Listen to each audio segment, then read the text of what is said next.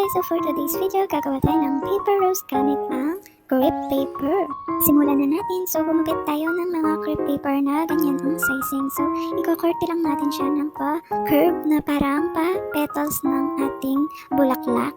And then i-curve natin siya, i-stretch natin yung loob ng ating petal.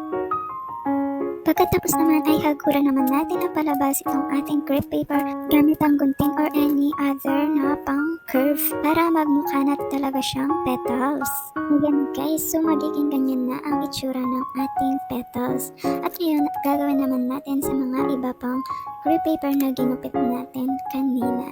So, yan, tuloy-tuloy lang ang paggugunting at pag-stretch. By the way guys, so yung 4x5 cm natin, 8 pieces ang gagamitin po natin.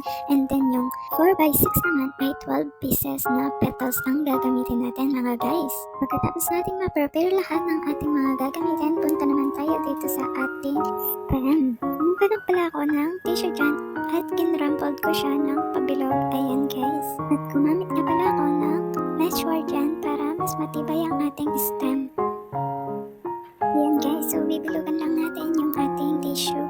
Tapos naman ay itutusok natin yung mesh wire dun sa loob ng tissue. Ayan, ididikit natin siya dun sa loob ng tissue.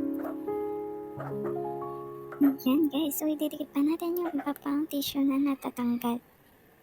Dito na guys, the best part na gustong gusto ko ay ang pag-roll ng ating mga petals para maging na siyang rose. Secure lang natin siya ng glue stick para madikit ang ating mga petals. So yung una nating petals guys, paikot natin siya na walang makikitang tissue sa loob. So ayan, ganyan siya ang itsura niya guys. Para siyang shell ng suso guys. So ayun, tuloy-tuloy lang natin siya paikutan ng mga petals sa gilid.